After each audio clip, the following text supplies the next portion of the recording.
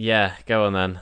I feel quite well rehearsed at it now. So All right. let's I go. haven't seen this either, so treat me as an audience member. Okay, well, I butchered the names last time, and I'm proud to say that I will still butcher them. It's directed by Cornel Mundruxo and written by Oh no, that was much better this time. Kata Wiebe. Pieces of a Oh, you've Woman. been practicing this. Yeah, I'm still probably wrong, but anyway. It stars Vanessa It Kirby. sounded good. All right, I'm trying to do the fucking review now, Jack. It's starring Vanessa Kirby, Shia LaBeouf, and Ellen Burstyn, among others, but they're most notably. Pieces of a Woman is it's a film that's basically centered around the aftermath of the opening sequence, which is the birth of was a home birth of a baby from the couple Vanessa Kirby and Shia LaBeouf, and tragically at the end of this first sequence, they lose the baby shortly after it's born.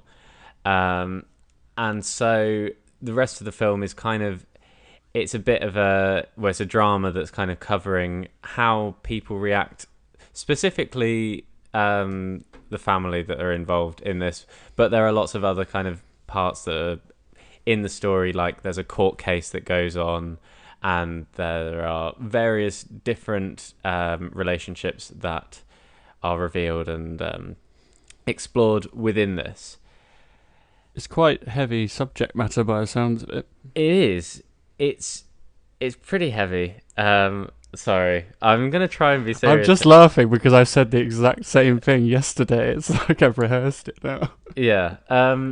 So basically, yeah, the first sequence made me think it was going to be quite a good film, but unfortunately, after that first opening sequence, which builds tension in like this amazing way because it's all one continuous shot.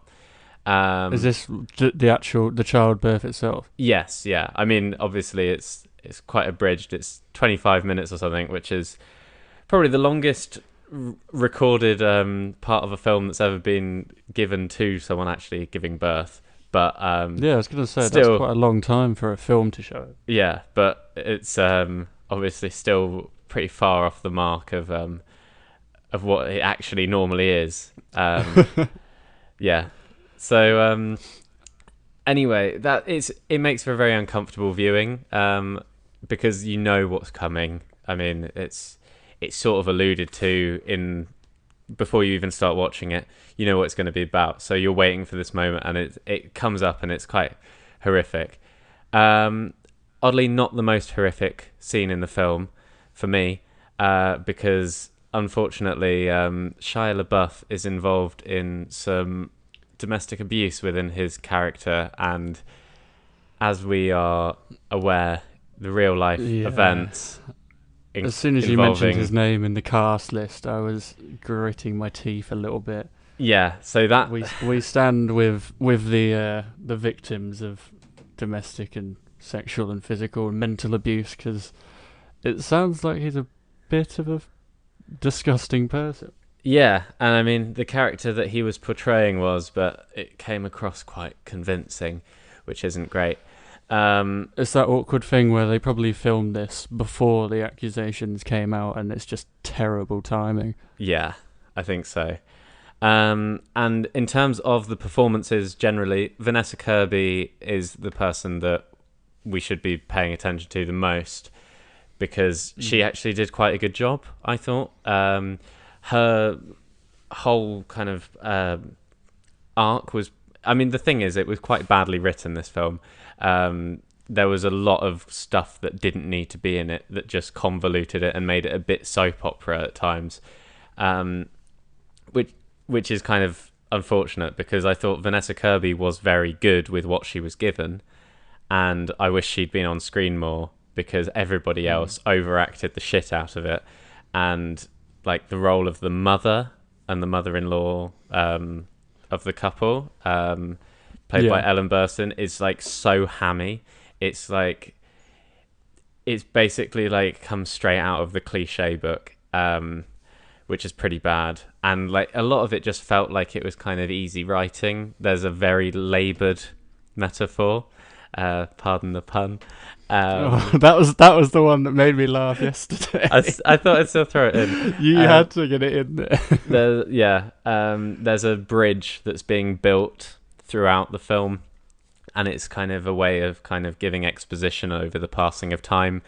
But it's pretty obvious, and there's a lot of that kind of sounds stuff. pretty on the nose. Yeah, there's lots of kind of face-slappingly obvious kind of things they go for, and they just kind of they create caricatures within the film, which is really disappointing because it could have been a really sensitive and quite beautiful kind of exploration. You can tell I'm back in Hackney because there's police sirens in the background. Yeah, it would have been a good exploration into grief and grieving in motherhood, which it should have been, but it got convoluted with loads of other stuff. There's this whole bit with an affair and a cousin and all sorts of weird stuff, and it's just pretty garbage from that point forward.